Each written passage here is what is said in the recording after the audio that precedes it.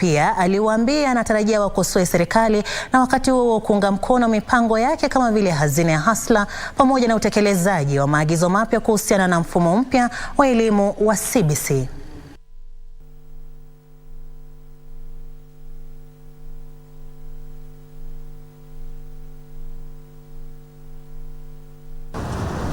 You have a huge stake in this government succeeding.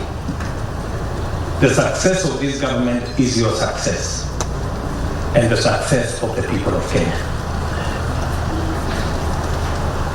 Our competitors in the opposition will be doing their bit. You must do yours. Sometimes there is a temptation to join the opposition in doing certain things. Please avoid the temptation to join the other side when they are doing their job. Their job is to criticize the government. And sometimes it is easier to criticize the government. So, and there is usually the huge temptation for you to join in the criticism. You must remind yourself always that the government being criticized is yours. So as you start to criticize, just begin with yourself. Yeah, know that you are criticizing yourself. And we want to urge you during your recess to go and plan with the teachers and the BOMs on how using the money from the national government fund, CDF, how to put up the junior secondary school. And we want to lead by example. If this divide of our politics starts by way of example, because we are government, using CDF funds to put up the junior secondary school within a very short time, the rest of the country will follow suit. Your Excellency, I'm sure your government now being fully constituted with cabinet secretaries and principal secretaries in office, you will also be processing government-sponsored bills that we are ready to receive. And these members have indeed assured us from morning that they are ready and raring to go to enable us deliver on our agenda. Na ndio hiyo Hustler Fund. Tukiendelea ni kuwa naibu mwenyekiti wa tume huru ya uchaguzi IEBC Juliana Cherera amejiuzulu. Kwenye barua yake kwa rais kupitia mkuu wa utumishi wa umma, Cherera alisema aliamua kujiuzulu kufuatia matukio yanayojiri katika tume ya IEBC na baada ya kushauriana na mawakili na familia yake. Cherera amesema kuwa utendakazi wake ulitiwa doa na kuchukuliwa kivingine. Cherera ni kamishna wa pili kujiuzulu kutoka tume ya IEBC baada ya Justice Nyang'aya ambaye alijingatua mnamo Jumamosi. Takriban saa 48 baada ya kujiuzulu kwa kamishna wa tume ya IEBC Justice Nyang'aya, naibu mwenyekiti wa tume hiyo Juliana Cherera pia amejiuzulu. Katika barua yake kwa rais kupitia mkuu wa utumishi wa umma, Cherera alisema aliafikia uamuzi huo baada ya kushauriana na familia yake pamoja na mawakili wake. Aidha, Cherera alisema kuwa juhudi alizotekeleza katika tume hiyo zimechukuliwa kivingine. Kamishna Cherera aliongeza kuwa wakati akihudumu katika tume ya IEBC alitekeleza majukumu yake kwa ukakamavu na hata kujitolea kusaidia tume hiyo kukabiliana na changamoto za kiusimamizi. Kamishna Cherera alimshukuru rais kwa kumpa fursa ya kuwatumikia wananchi. Kujiuzulu kwa Cherera kunajiri siku chache baada ya Rais William Ruto kumsimamisha kazi kwa muda pamoja na makamishna wenzake Irene Masit, Francis Wanderi na Justice Nyang'aya, jinsi ilivyopendekezwa na kamati ya bunge la kitaifa ili kuwafanyia uchunguzi kuhusu mienendo yao wakati wa uchaguzi wa Agosti 9. Rais alibuni jopo la watu 9 kudadisi ombi la kuondoa afisini makamishna hao 4. Jopo hilo linaloongozwa na Jaji Agre Muchelule ambalo liliapishwa juma lililopita linatarajiwa kuandaa na kuwasilisha ripoti yake kwa rais. Nancy Okware, Darubini. Naam, shukran Nancy. Kwingineko ni kwa hatma ya wafanyikazi 900,000 walioajiriwa chini ya mpango wa utoaji huduma za afya kwa wote haijulikani baada ya baraza la magavana kudai halina fedha za kuendelea kuwalipa wafanyikazi hao ambao kandarasi zao zinakamilika mwezi Mei mwaka 2023. Akiwahutubia wanahabari leo, mwenyekiti wa baraza hilo Anne Waiguru amesema kaunti zinakabiliwa na ukosefu wa fedha na kutatiza utoaji huduma. Sasa wanataka kuongezwa kwa pesa zinazotengewa magatuzi pamoja na kuhakikisha wafanyikazi wa mpango wa utoaji huduma za afya kwa wote wanasimamiwa na kaunti na wala sio Wizara ya Afya.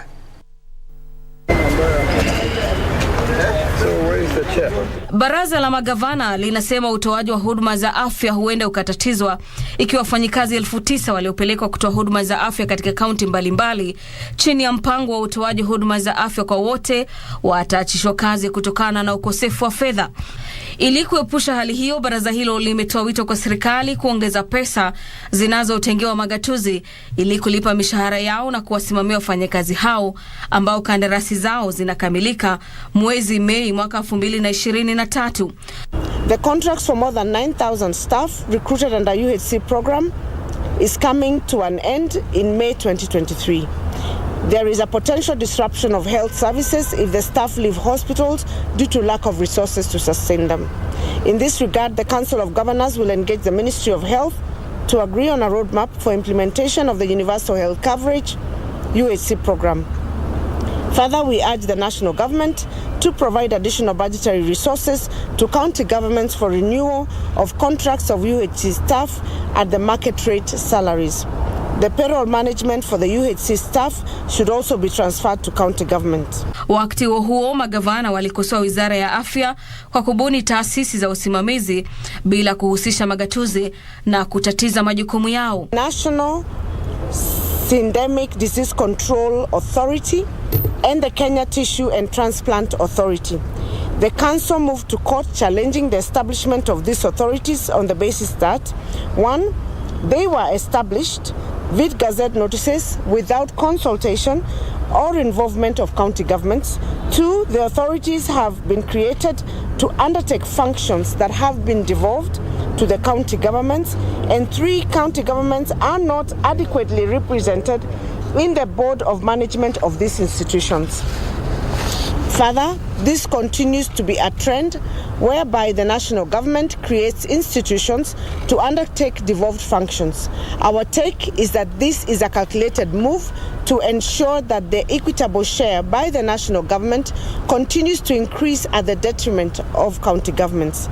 Magavana pia wanataka wizara hiyo kusitisha ununuzi wa vifaa vya matibabu, wakisema kaunti ndizo zilizo na ufahamu wa vifaa vinavyohitajika. Our position therefore is that Ministry of Health should stop interfering in devolved health service delivery to return order in the management of health services to the counties. Mkutano wa kila mwaka wa ugatuzi utafanyika katika kaunti ya Uasin Gishu. Nikiripotia Darubini, naitwa Gladys Mungai. Na mtazamaji, taarifa yake Gladys Mungai na tukamilisha awamu ya kwanza ya Darubini. Tunachukua mapumziko mafupi sana, tunarejea na taarifa zaidi, usiende mbali.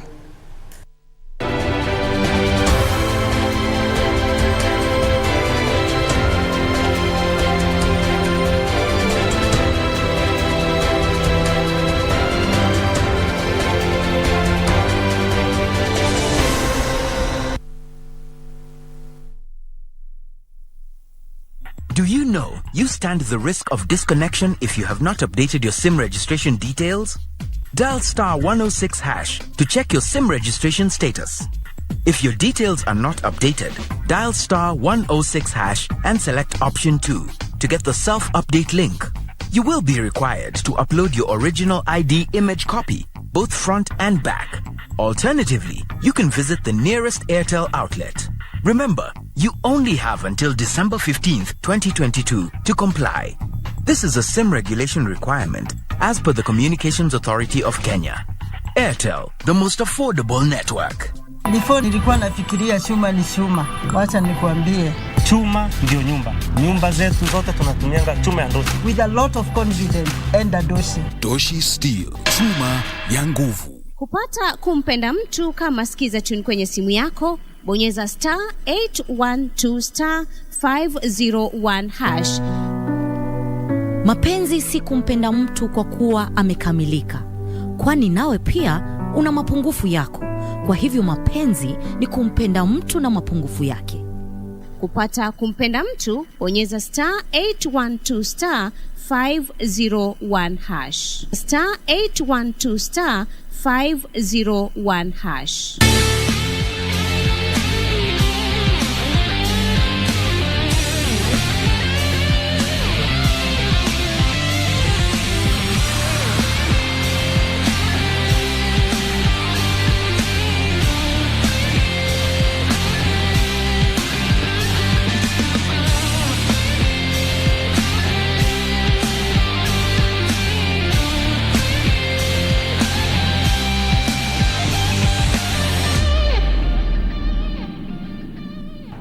Make transactions anywhere in the world with the NCBA Visa card and stand a chance to win big.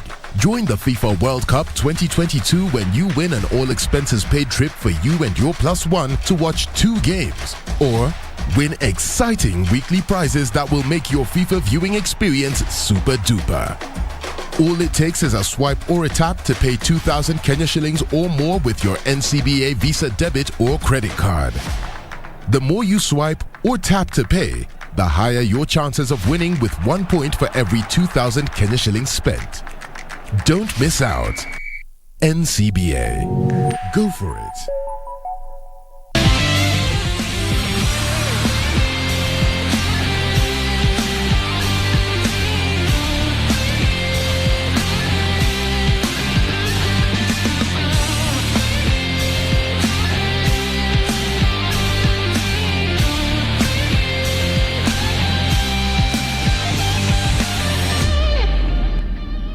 Feel the excitement. Relish every moment. Get 1.5 GB at 50 bob. Valid for 3 hours. Furahia futa. Dial *544#. Make chaguo smarter na Airtel, the most affordable network.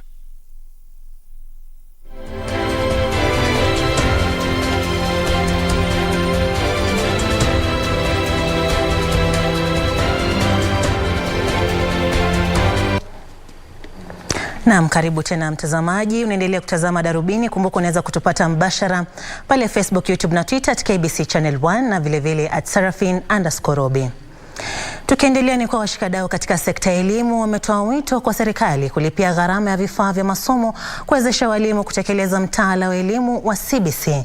Haya yanajiri huku shule za kibinafsi humo nchini zikisema zimeathirika zaidi, zikitafuta fedha zaidi kugharamia masomo. Walimu wakuu hata hivyo wamekubaliana na mapendekezo ya kufanya marekebisho mtaala huo, ingawa wanalalamikia kuhusu gharama ya juu ya masomo. Mkutano wa 18 wa chama cha walimu wakuu wa shule za msingi ulianza siku ya Jumatatu katika ukumbi wa Sheikh Zayed jijini Mombasa, huku washikadau 10,000 wakihudhuria mkutano huo utakaodumu kwa siku 4. Gavana wa Mombasa Abdulswamad Sharif Nassir alihudhuria hafla hiyo na kueleza jinsi serikali za kaunti zitakazochukua jukumu la kusaidia sekta hiyo. Nassir amesema kulipwa kwa mishahara wakati unaofaa, kuharakishwa kwa utekelezaji wa miradi ya miundo msingi pamoja na mpango wa kutoa lishe shuleni hususan kwa wanafunzi wa chekechea kutasaidia kuimarisha elimu nchini.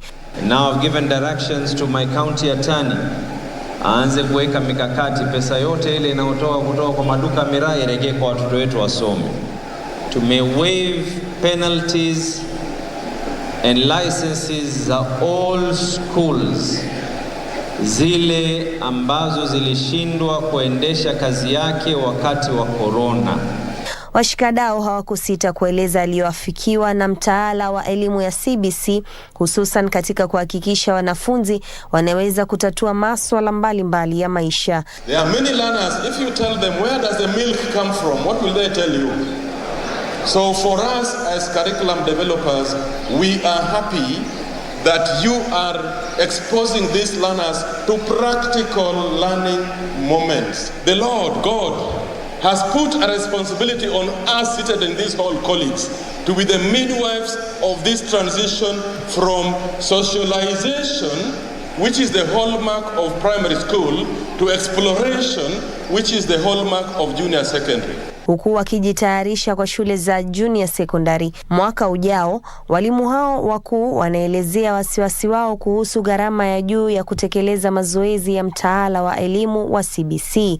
Mkurugenzi wa taasisi ya kuratibu mtaala hapa nchini, Charles Ochieng, ametoa wito kwa serikali kulipia baadhi ya gharama kwa kusambaza vifaa vinavyoweza kupatikana, akisema wazazi hususan wenye wanafunzi katika shule za kibinafsi wameathirika mno. You have done that before. In fact, the challenges we have about too much demand in CBC have been more associated with private schools. Public schools have managed to make sure that we maximize the use of local resources to promote the curriculum. How we plead that even as we midwife this junior secondary, can we capitalize on local resources? Rais William Ruto anatarajiwa kufungua rasmi mkutano huo wa siku 4 hapo kesho. Juni Karisa Mbele nikiripoti kutoka kaunti ya Mombasa. Na shukran Juni kwa taslifu hiyo. Kwingineko ni kuwa wadau wa tasnia ya uandishi wa habari wanahimiza serikali ya kitaifa kuingilia kati ili kunusuru baadhi ya kampuni za utangazaji ambazo zinatekeleza mabadiliko kadhaa ili kujikinga na athari za msukosuko wa kifedha. Mabadiliko hayo yamesababisha wanahabari kadhaa kupoteza kazi. Burudani ya mziki ilitanda huku wanahabari wakiandaa kipindi cha kukutana na kusalimiana wakati wa karamu ya mwisho ya mwaka ya wanahabari. Karamu hiyo iliwapa wanahabari fursa ya kutafakari kuhusu mafanikio yaliyopatikana katika sekta hiyo katika muda wa mwaka mmoja uliopita. Licha ya mafanikio hayo, sintofahamu inaendelea kugubika sekta ya vyombo vya habari, huku vituo vya habari vikipunguza wafanyikazi ili kustahimili hali ngumu za kiuchumi. So tunatoa mwito kwa serikali, na Rais William Ruto alisema kwamba yeye ni rais wa wanyonge. Huu ndio wakati wa kuonyesha kwamba anatekeleza hilo. Tunataka aingilie kati kuhakikisha kwamba watu hawapotezi ajira. Wito umetolewa pia kwa wanahabari kuhimiza ubunifu wa kidijitali ambao unabadilisha jinsi habari zinavyowasilishwa kwa umma. How can we survive this digital disruption through the trainings, through diversification in terms of developing a niche, whether it's environmental journalism, whether it's tech journalism, is it investigative journalism? Jukumu letu sasa hivi tujitahidi kwamba tuwe tunaweza kuzieleza habari hizo ambazo mtu ameziona, lakini ziwe na faida kwake na awe atazifuatilia kuliko zile ambazo amezisikia kwa watu. Wanahabari wametakiwa kuwa katika mstari wa mbele katika kutayarisha habari za kweli ili kutatua changamoto mbalimbali katika jamii.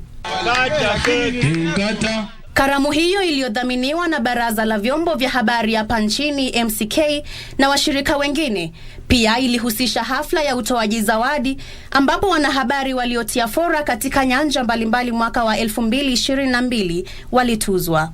John Mwaneki, Darubini.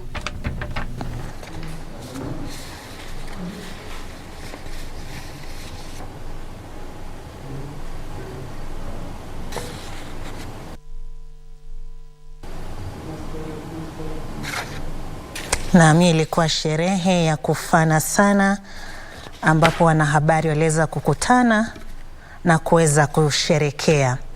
Kwingineko ni kwa Wakenya siku ya Jumatatu walichukua mikopo ya thamani ya shilingi milioni 325 kutoka hazina ya Hustler katika muda wa saa 5 pekee. Serikali imesema idadi ya wale waliochukua mikopo kwa mara ya pili iliongezeka maradufu kutoka watu 162,000 hadi 191,091. Ripoti zadokeza kwamba Wakenya waliweka akiba ya shilingi milioni 16 zaidi kutoka mikopo waliochukua kati ya saa 10 alfajiri na saa 3 asubuhi. Mikopo kwa urahisi uweze kutimiza mahitaji yako. Jumatatu asubuhi Wakenya 761,000 walijisajili kwenye hazina ya Hustler, sawa na watu 6,341 kila dakika. Hii ni kwa mujibu wa ripoti kutoka kwa serikali. Shilingi bilioni 2.1 zimetolewa kati ya saa 3 asubuhi siku ya Jumamosi na saa 3 asubuhi siku ya Jumatatu. Hazina ya Hustler ilizinduliwa siku ya Jumatano wiki iliyopita, ikiwa ni mojawapo ya ahadi zilizotolewa na muungano wa Kenya Kwanza wakati wa kampeni. Watu wanapewa mikopo tofauti tofauti kuambatana na kiwango cha uwezo wao wa kifedha. Serikali imesema wale wanaolipa mikopo yao wakati unaofaa wataongezewa kiwango cha mkopo ambao ni hadi shilingi 50,000. Irene Mchuma, Udim, Darubini. Naam, kwingineko ni kwa serikali imehimizwa kusimamia utekelezaji wa sera ya kitaifa ya kufanya kazi ya kujitolea iliyobuniwa mwaka 2015. Sera hiyo inatoa mwongozo wa kisheria na ushirikishi katika sekta ya kazi ya kujitolea. Akiadhimisha siku ya kimataifa ya kazi ya kujitolea, msimamizi wa kimaeneo wa wafanyakazi wa kujitolea wa Umoja wa Mataifa Lucy Ndung'u aliwataka vijana kuhimiza kazi ya kujitolea ili kuimarisha ujenzi wa taifa. Kamishna Davens Makori amesema ipo haja ya kujumuisha vijana katika kazi ya kujitolea kupitia mafunzo bora yatakayoimarisha utendakazi wao. It's one thing to people to volunteer, but it's another thing for them to be trained in that space so they can volunteer and their efforts have much impact. Because we understand if we're going to resolve the challenges of our country, it is going to be through youth participation.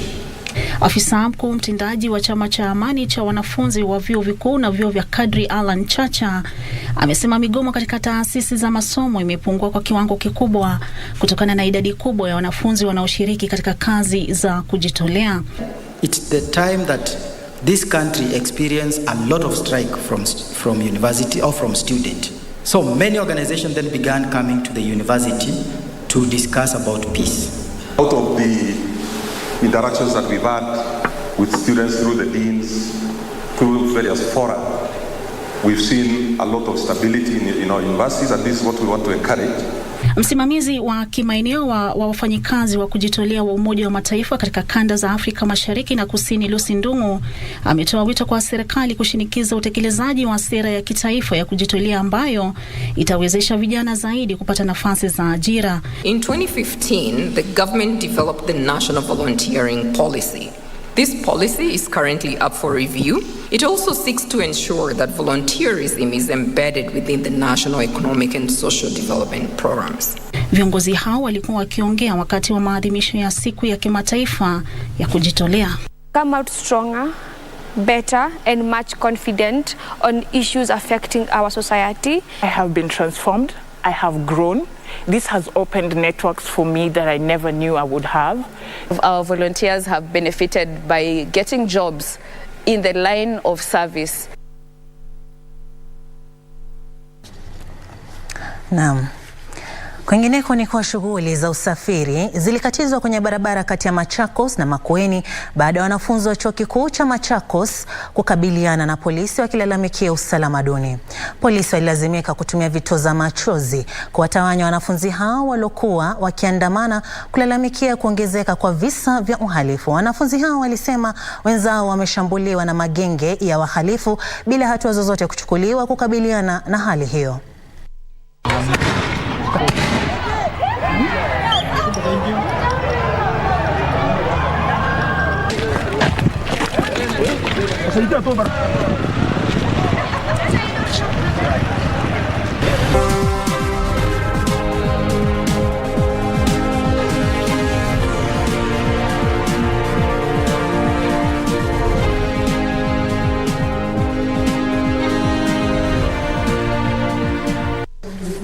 Na mtazamaji, sasa karibu kwenye safu ya biashara. Serikali itahimiza ushirikiano kati yake na sekta ya kibinafsi katika ujenzi wa barabara mpya katika juhudi za kuzuia kuongezeka kwa deni inadaiwa na wakandarasi ambalo kwa sasa limetimia shilingi bilioni 135. Waziri wa barabara na uchukuzi Kipchumba Murkomen aliongeza kuwa shilingi bilioni 3.5 zimetengwa kwa ukarabati wa barabara ya kuelekea Mombasa ambayo iliathiriwa wakati wa ujenzi wa barabara ya juu ya expressway.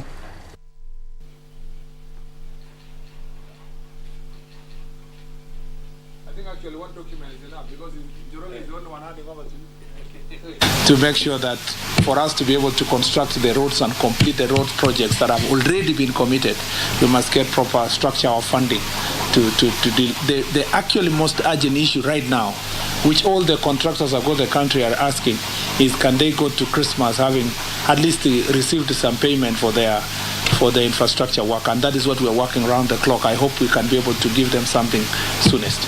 We need to look at the expressway in depth, the good, the positives and the negatives, learn from it, and attract other investors to invest in public-private partnership program on the roads. And Mombasa, we are looking at Mombasa and Nairobi as the key areas where already proposals are given on the Nyali Bridge. There are also proposals given on having a very mega bridge on Likoni, what's called Likoni Bridge. Mifumo ya biashara mtandaoni na utoaji huduma bima malipo imenawiri kutokana na mabadiliko ya kiteknolojia katika utekelezaji biashara. Mwanzilishi wa mpango wa Kapu, Sam Chepatepia, ambaye pia ni mkurugenzi mkuu wa Kapu, amesema utumizi wa mbinu fupi katika usambazaji bidhaa za chakula kwa wateja kutapunguza gharama kwa 46%. Mfumuko wa bei nchini kwa sasa ni 9.5% kutokana na gharama ya juu ya bidhaa za chakula pamoja na mafuta ya petroli. Hii imepelekea Wakenya kubadilisha mienendo yao kuhusiana na jinsi wanavyotumia bidhaa kuambatana na mapato yao. Haya yamepelekea maafisa wakuu wa zamani wa kampuni ya biashara inayotumia mtandao ya Jumia kubuni mfumo mpya wa kibiashara kupitia mtandao unaofahamika kwa jina Kapu, ambao umewaahidi wateja bei nafuu ya bidhaa za chakula kwa kutumia njia fupi kusambaza bidhaa hizo. The model is designed to be really low cost. So the way that we organize ourselves is all about cutting out cost from distribution. We have no secondary packaging. So we don't deliver to people in bags and boxes because that adds cost. And our model is designed to be the lowest cost model possible. When the price of unga is going up by 2 shillings every day, is a real problem in your life. What does it mean? It means your proportion of income you're spending on day-to-day food and groceries is going up. Therefore, you are not left with any shillings to take your kids to school. Amesema kupitia mfumo huo, Wakenya sasa wanaweza kupunguza matumizi ya mapato yao kwa bidhaa za chakula na badala yake kutumia mapato hayo kwa matumizi mengine. Say your net is X, is 100 bob, how much of the 100 shillings are you spending on food? The question is more generally, why is the cost of the grocery basket so high? Part of the reason is production costs. So, the cost of raw materials going into the supply chain is one of the right drivers of that, for sure. Ameongeza kwamba kwa kutumia uhusiano wa kijamii kama vile kati ya Wakenya na mama mboga, kutahakikisha kwamba wanaweza kufanya malipo kwa njia ya kidijitali ama kufanya makubaliano kuhusu jinsi ya kulipia bidhaa. Our model leans on and works very closely with agents in each community. So we are already in every community. We already have relationships, trusted relationships. And what we are doing is we are plugging in a supply chain and a distribution model into those existing relationships. Amesema ikiwa mipango yataratibiwa vyema, mifumo ya kibiashara ya mtandao huenda ikaondolea mbali Makundi 32 ya vijana katika maeneo yote ya pwani yamepokea ufadhili chini ya mpango wa kudhibiti ugonjwa wa COVID-19 kwa vijana wabunifu kuwawezesha kutekeleza mawazo yao ya kibiashara. Mpango huu unafadhiliwa na Muungano wa Ulaya na Wakfu wa Aga Khan na unanuiwa kukabiliana na ukosefu wa ajira miongoni mwa vijana. Baadhi ya walionufaika na mpango huo ni pamoja na Kezia Olo, ambaye alielezea jinsi alivyopata ujumbe kuhusu mpango huo kupitia kundi moja la mtandao wa WhatsApp. Alijihusisha na mpango wa kupanda mboga kwenye shamba ndogo ambao unawaelimisha kina mama jinsi ya kuzalisha chakula kwa kutumia nafasi ndogo. My idea here is about commercializing kitchen gardens. So I'm one of the beneficiaries of the program by Aga Khan Foundation, which is we have been taken through human-centered design and how we can create innovative ideas in order to sustain our lives or also even empower the community as a whole. So my idea is about how I can use kitchen gardens, but now as first to sort out the food security issues. Jembe Hussein alitoa ombi la ufadhili kupitia wazo lake la mtandao kwa jina Ukulima Hub, ambao unatoa huduma za nyanjani kupitia mtandao. It's a holistic mobile based application ambayo iko na 3 categories. An e-commerce center whereby mkulima anaweza kauza na kanunua na akalipwa, na iko na center ya pili ambayo mkulima anaweza kapata elimu ama mafunzo kuhusiana na kilimo anachofanya, na center ya tatu ni ile center ambayo mkulima anaweza kutumia hii application kumsaidia kujua magonjwa yanayoathiri mmea wake kupitia kamera yake, kuscan ule mmea alafu atapata information.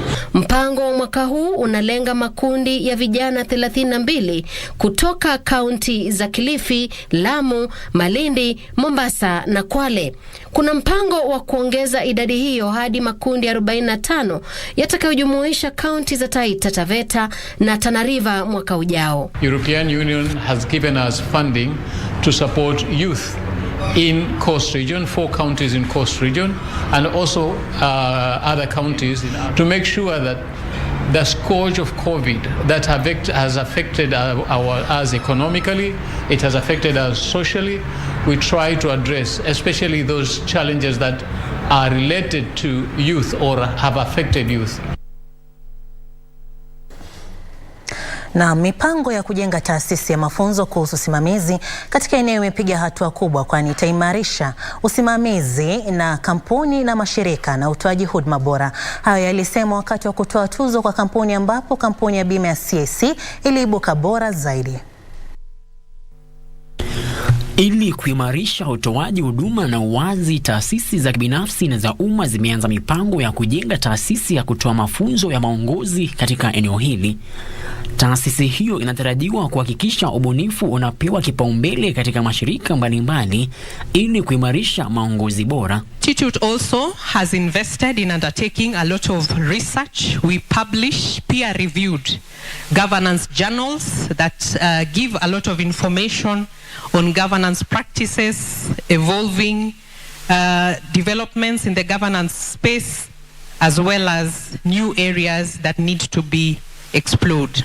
Alikuwa akizungumza kwenye hafla ya kila mwaka ya kutoa tuzo, ambapo kampuni ya bima ya CIC ilibuka mshindi. Of our youth do not understand about governance, and so I call upon the institute to think about how to introduce the concept of good governance practices to our young people who are leaving universities, so that they join hands with us early enough. Mpango wa malipo ya uzeeni wa kampuni ya Kengen ulikuwa wa pili, huku chama cha akiba na mikopo cha kampuni ya mawasiliano ya Safaricom ikiibuka ya tatu. A lot of compliance that goes on. Today the biggest one I think is the labor market. When you're looking at a lot of these cases that are coming out from the labor courts, you know, you put somebody on contract, they're on contract for how long, they're permanent. I mean, there's just so much coming out, be it tax compliance, be it employment compliance. Hafla hiyo ya kila mwaka ilizinduliwa mwaka 2010 ikiwa na lengo la kutoa tuzo kwa mashirika na watu binafsi kwa kuzingatia maongozi bora. Frederick Mwoki, Darubini. Paper tomorrow.